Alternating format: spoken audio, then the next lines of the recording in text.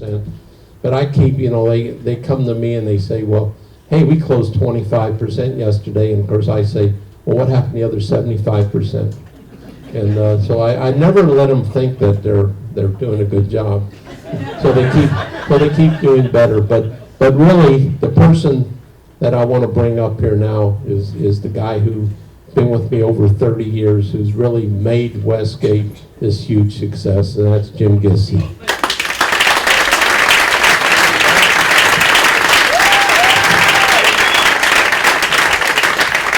Well, I wouldn't go that far. Oh, people coming in the back? Good. There's a few seats up here in the front, too.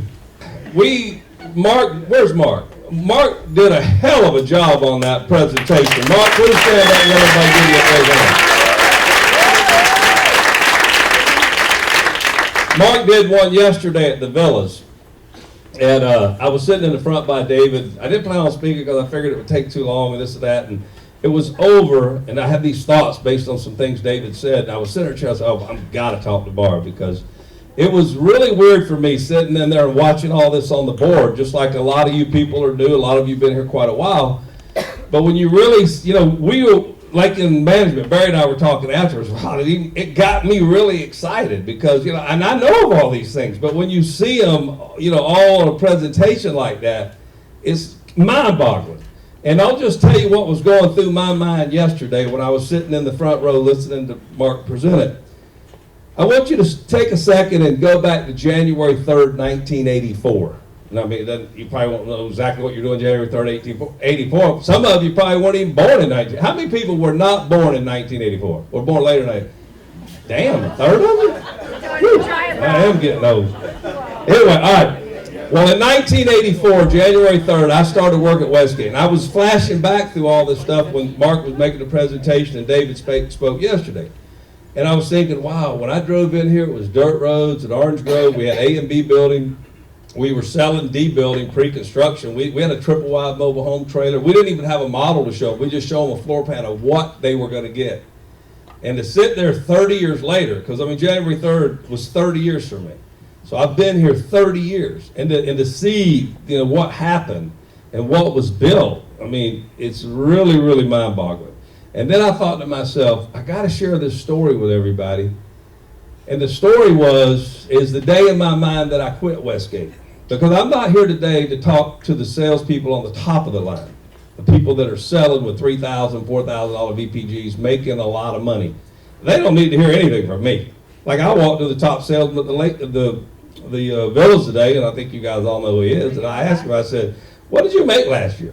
He made $245,000. I said, well, shit, you're going to get $5,000 in your check Friday because I want you to make $250,000. But he made $250,000, okay? And then I looked at, we had a sales, Bobby had his in-house sales presentation at the Villas last week on the 3rd floor. I probably should be telling people's business, but that girl's number started with a 3, okay? The sales girl, sales lady, okay? I looked it up, I said, damn, 3? I ain't going to go to what, but that's a big number.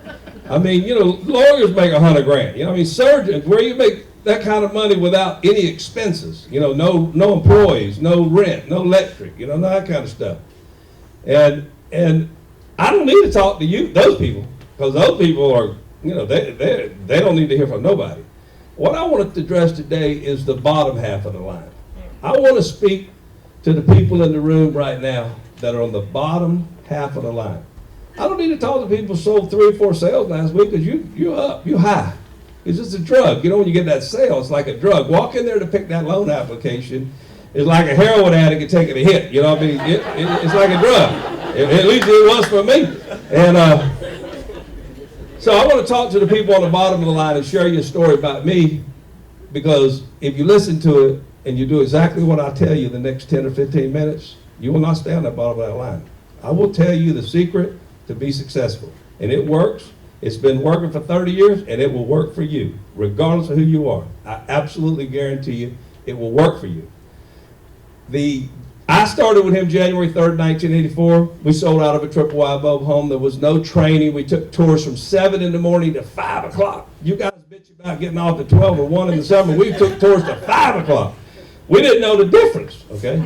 But that's what we did. And then we realized we weren't selling anybody after 3, so we closed at 3. And then after, then we backed it up to 1 and then 12. So, but back then that's what it was. And I did pretty good, and I was, January, February, March, April, May, I was making, 1,000, 1,500 a week, and 1,200 a week. So then I just went in a bad slump in June. And I sold 5 deals in June of 1984, and 4 of them canceled. And the only one I sold, I think I made like a $400 commission or $500 commission. And I literally quit one Friday. Actually, it wasn't Friday, it was a Tuesday, but that was my Friday because I was off Wednesday and Thursday.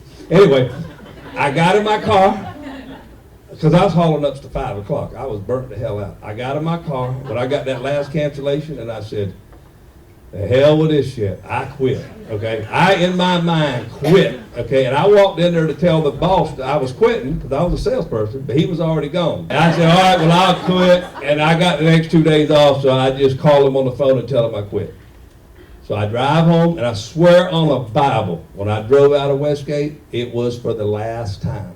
There was no way in hell I was coming back. I was going to go get me a real job. And I don't care, give me $300-400 a week, but I can't go through this emotional basket I'm going through. So I went home, I was all twisted up. I was 27 years old, okay? I was a 27-year-old, just like a lot of you guys born after 1984. And told my wife, I said, honey, I quit my job today. She goes, you quit? I said, yep, I'm done. She goes, all right, you know best, whatever you want to do. She always supported me, so we had dinner. I don't know, the next day or two, I was sitting, we had a swimming pool. We didn't live too far down from David, the same neighborhood David. Anyway, somewhere the next 2 days, well, I say my Saturday and Sunday, which was really Wednesday and Thursday, she said, why don't you go back in and just work July and August, because isn't timeshare the busiest months is July and August, and you might make some money July and August and then quit in September. And since I had a couple of days off, I calmed down. I thought, okay, I'll just do that. I'll go to work July and August. But that night, I sat down and I went over my presentation, and I really fine-tuned it. And I laid up all these different pieces, and I wrote it all down, do the warm-up, create the problem, the need, the solution to the problem. Then you bring in the sizzle, back then it was RCI, where you could exchange it. You show them in the book all these exotic places they can exchange, places they only dream about. And that way you get them emotionally up.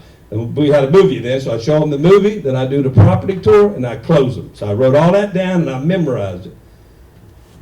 July, I was salesman of the month in July, and I was salesman of the month in August of 1984, and I made 30 grand a month. And there was a little roll in there that I had 12 deals in 12 days. I had 2 days I didn't sell, and I had 2 days I got two deals. And everybody was wanting to know what the hell I was doing, what was different. The TOs was standing at the door when I would walk in on my tour, handing me a loan application, okay, because they knew I was going to sell. And then, I'll tell this real quick, Richard Siegel came to me and said, man, he wasn't selling, he couldn't give it away. And he said, will you train me? My dad sent me down here to train me. So he came in and I trained him, and he sold 8 days in a row. And then everybody said, you got to put that training on tape. We got to sprint. So then I stayed after work one day, and we taped it in August 1984. And the rest is history as far as this company's concerned. But what happened is September 4th, they promoted me to TO. Now I share that with you because I'll guarantee you the salesman of the year this year has thought about quitting before. Go ask him tomorrow. Ask the managers, ask them all. Every single TO in this room pulling down 6 figures, and there's a few of them making $250,000, okay, a year, are just like you.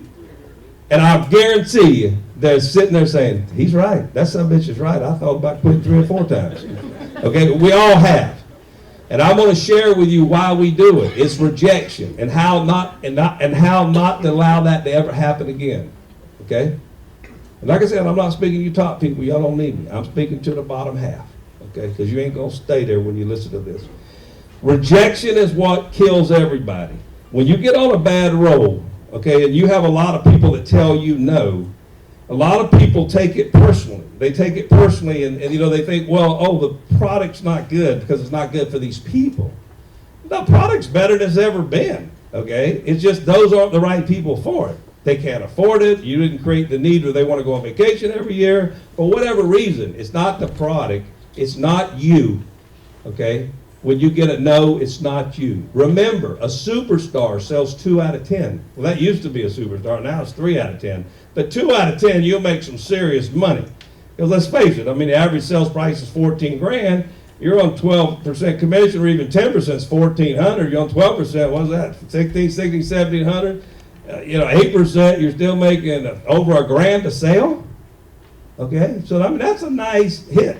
Okay, and if you can figure out how to do a couple of those a week, and then you start pulling down 100 grand a year, you're going to have nice things. You can have a nice home, you can have a nice car, you can go on nice vacations, and you can do that. You don't have to have no college education. I mean, listen, there ain't nobody in the room dumber than me, and I did it, so I know you can do it, okay? I mean, I didn't know nothing when I came here, all right? I was fresh out of I don't even tell you where I came from, but all y'all a lot smarter than me. Let's tell you that right now. So what happens is, if you sell 2 out of 10, you're going to get 8 no's. You're going to get 8 no's. So what happens, you might get 2 no's, then you might get 8 no's in a row. You might get 16 no's in a row. You might get 24 no's in a row. And guess what happens? That's when people quit, okay? But if they would just do this, first of all, learn their presentation like the back of their hand, okay? You absolutely have the best training department that's ever been put. Believe me, I have so much respect for our training department, because I tell them hire 100, and they have them hired 100 and trained, and they're coming out with $2,000 VPGs. It doesn't matter what task you give them, they deliver, and they really, really do care about you. In-house and dayline trainers are phenomenal. So first of all, learn the presentation like the back of your hand, to where you're so confident that you can be given it and you can be interrupted with anything, smoke alarm, this or that or whatever, and then go right back in it automatically, where it's coming out of your subconscious mind. Because when you're that good with your presentation, because the presentation works, okay? And when you're that good with it, they will feel confidence that you have, and they will want to buy from you because they will want to be part of you, okay? They want to be a winner, and you're a winner. And if you know that pitch like the back of your hand, that's what you're going to portray to the customer. And then if you go through 8 sales, and you don't get 8 tours, you don't get a sale, don't get all bummed out. Forget about everything. Forget about everything. For right now, every tour you have behind you doesn't mean crap. They're gone.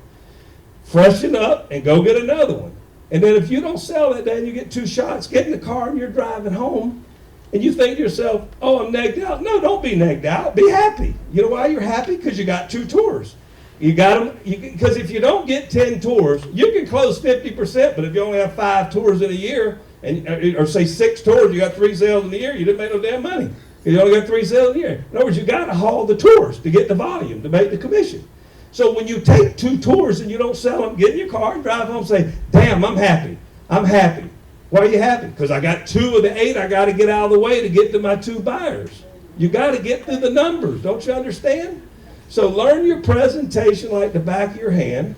Don't take the rejection personal.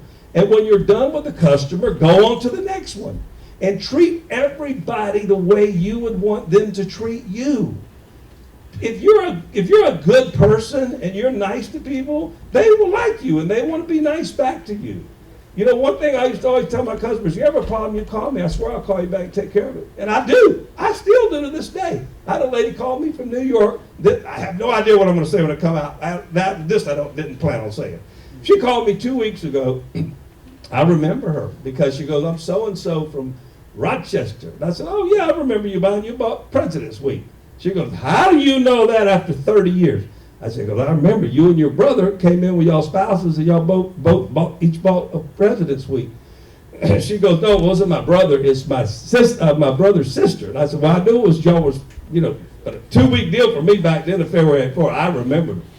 And anyway, right now she owns 5 weeks. She has a 5-bedroom, and I helped her get the exchange. She traded her son. She got like 7 weeks over here because her son's now working at Macy's or starting at Macy's over here. Anyway, she told me a lot of good stories. Used it for 30 years. Didn't even have that son whenever she bought it for me. She bought me 30 years ago. That son's 27. He bought 27 times for vacation. He's fixed to be, I guess, assistant manager over at Macy's, and he'll be coming down to stay there. But anyway, I'm sorry, I didn't mean to get off on that subject. But anyway, rejection. So remember that.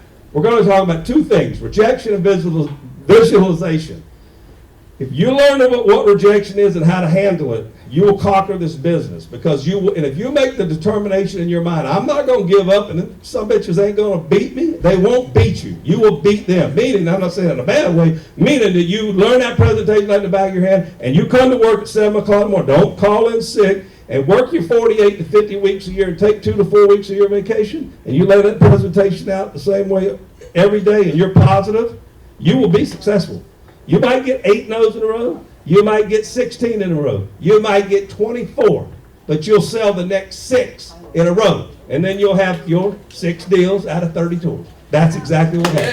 That's the first thing.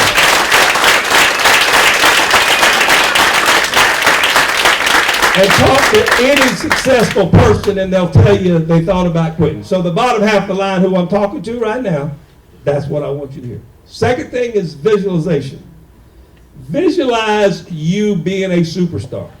Visualize you being, we used to tell people 20% closer, but I really should say 30% now, but because you guys are so good. But anyway, if you visualize, also visualize something you want, some kind of reward you want. And I'm going to tell you why. Because there's a lot of invisible powers in the universe, but this one works. Okay? You know there's a magnetic poles around the planet. No matter whether you hold a compass, it'll always go north. You can't see the magnetic poles, but it's some kind of force, okay, around the planet.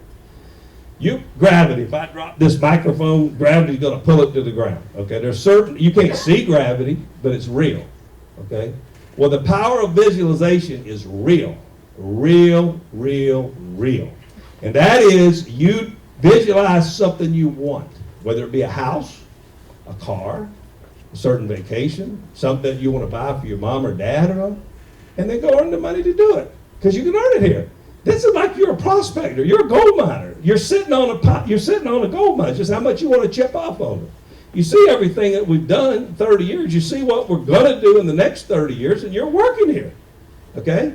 A lot of people are never rich or successful because they self-destruct. They don't think they deserve it because, maybe their mama told them that, or their daddy or their brothers. Everyone said, you ain't going to amount to nothing. And I can tell you a lot of times I heard that, okay? But I had the little man in my head say, well, I'll show them, all right? So I'm sure you've all been in the same situation. A lot of times when people are successful, a little man in their head, makes you self-destruct because, I don't really deserve all this. Why not? Why should the other guy deserve it, not you? You're equal to them. So you visualize. Let's say it was a red Vet or a new BMW or this or that. Go look at it. Test drive it. Get the price of what it costs. Let's say it's $1,000 a month. Okay? Put a picture of it up on your refrigerator. And then go earn an extra $1,000 a month to buy it. Work your day off if you have to. Just say, let's say you're getting 2 tours a day, 1 tour a day, 2 tours, you get 7, 8 tours a week. That's 30 tours a month. Okay? In the summer, you probably get 2 tours, you may get 30 or 40. Sell one you're not selling now. Okay? Just one a month. If you got 25 tours in a month, because it's an off season, sell one that you let walk out of the door, and that's $1,000 or $1,500 average. That's your new red Vet. That's your new BMW. That's your new Lexus. One single measly sale a month that says no right now. Because you know damn good and well when you're bringing them down, and you're bringing them down to that close, and you get down right there, it's right there, and they're going, oh, maybe I will. Okay, we'll do it. They're right on the top of that fence. Or they might say, oh, maybe we better not. We won't do it. All you got to do is get one of them that's right there on the fence to fall over your way. 1 a month. You got a brand new Vet. Think about it. You get to start driving that Vet, okay, or whatever you want, okay? That's what's so crazy about this business. I would go home and I'd make $1,000. I'd be in my pool at 1 o'clock saying, oh my God, my friends are working back then for $5 an hour. Now they're working, what, 10, 15? When you have a lot of friends, they're making 200, 300, 400 a week, 500 a week. And they got to work for that. This ain't work. Selling timeshare is a friggin' party, man. I mean, I used to love to come to work. I called my wife, when I first started, I started in Orange Lake, July 17th, 83, and I called her. I said, man, you won't believe this. They give you donuts and coffee and bring the tours to you. Because before I got in timeshare, I sold insurance, and they just gave me names, and I had to track them down all over California. I had to go to their house and knock on the door, call them up to get an appointment. You know, jumping in phone booths trying to get an appointment. Man, that was work. This is great, okay? So visualize you with something nice and then go get it. Because for some reason, one of those invisible powers of the universe, like gravity and like the magnetic poles, is that when you visualize something and then you figure out how to get it, okay, well, get it, well, it's $1,000 a month. Well, easy. Mr. Siegel's giving me tours and I can sell one a month. I'm not selling now. And you go after it. For some reason, the universe brings it to you. It's mind over matter. I don't know what it is. All I know is it works. So for the bottom half of the line, because that's who I'm talking to right now. I'm not talking to you superstars that don't need it. Hear it. Even though you know we all go up and down. I'm telling you, up until today, everything you've done doesn't matter. It only matters starting tomorrow morning when you wake up. And you can have anything that you want in this world. It is at your fingertips. It's called opportunity. If you live in a place like I grew up, there is no opportunity. I mean, I might be selling the general manager of the car dealership or something, making $25,000, $30,000, but there's a lot of places in the world there is no opportunity. Okay? Opportunity is not knocking on the door at Westgate Resorts. It is literally pounding. And all you have to do is open the door. You have a billionaire here. There's not even been about 400 billionaires on the planet Earth. There's 7 billion people on the planet Earth. There's like 400 billionaires. And you're sitting in the friggin' room with one right now. Okay? And he's laying out hundreds of millions of dollars for you to take the opportunity to grow your life, to grow his company, and create a tremendous amount of jobs and opportunity for so many people. I mean, there's a lot of people in our company that are making 7 figures that were hired in at 20, 30,000. And at the growth rate we're on now, who's going to run all these resorts? I mean, so think about, don't want to be a salesman, TO, maybe I'll move out here. I mean, there's expansion coming. We went through a hell of a recession. We restructured our whole company. We are no longer in that place. We are now in a major growth opportunity, and it's your time. So this is what I'll say to the bottom half of the line, and then I'm done, and we can go on about our business. I say this: if your presentation is not known in your brain like the back of your hand, study it tonight. Study it in the morning. Come see your trainers, in-house Dayline. See them. Learn that thing where it is so inbred in your brain that you could stop at any point and somebody could take you somewhere else and you could start right back in it. It just comes naturally, because that's the way you project confidence, and that's what people want to buy from confidence. So learn your presentation, visualize what you want in the future, and then go get it. And I simply say this to you, and I'll end it with this. Why not you? I mean, let's think about it. Why not you? Why not you? Let me ask you a couple questions. I don't want to get too corny on religion, but you know what's beautiful about America, the beautiful about this room? Right now, look around the room, maybe not right now because y'all be turning your head against me, but when you stand up, and what do you see? You see males, females, you see people from every country. I mean, I'm not saying every country in the world, but surely we're like the United Nations in here. There's so many languages that everybody speaks. There's so many religions right in this room together. All around the world, different religions killing each other. We got Muslims, Jews, Christians, we got Buddhists, we got Hindus, all in this room right now. Okay? And we got people that don't believe at all. They don't believe everything's happened by accident. So that's everybody. The one thing about America, everybody can believe however, which way they want to believe. But the one thing about all these different religions, they all believe in God. But guess what? God's there. It's all the same God. Okay? If you're a Christian, Muslim, Jew, whatever you are, and you're praying to God, you might have different ways of getting there, but it's all the same God. Okay? And if that God is there, which I happen to believe is, okay, he must look at each and every one of us totally equally. He must love us all. He must give us all the same opportunity. All the same opportunity. So the next time you say to yourself, why me? Say, why not me? why can't I make $100,000 a year? Why can't I make $200,000 a year? Why can't I buy me a nice house and a nice car? Why can't I put my children in a good school? Why can't I go on vacation and stay in these beautiful resorts around the world? Why can't I? God has given me the opportunity to do it, and I'm going to do it, okay? And it's your God-given right, and starting tomorrow is the first day of your life, and I wish you all the best in the world, and I thank Mr. Singer for making all this a truth. Thank you very much.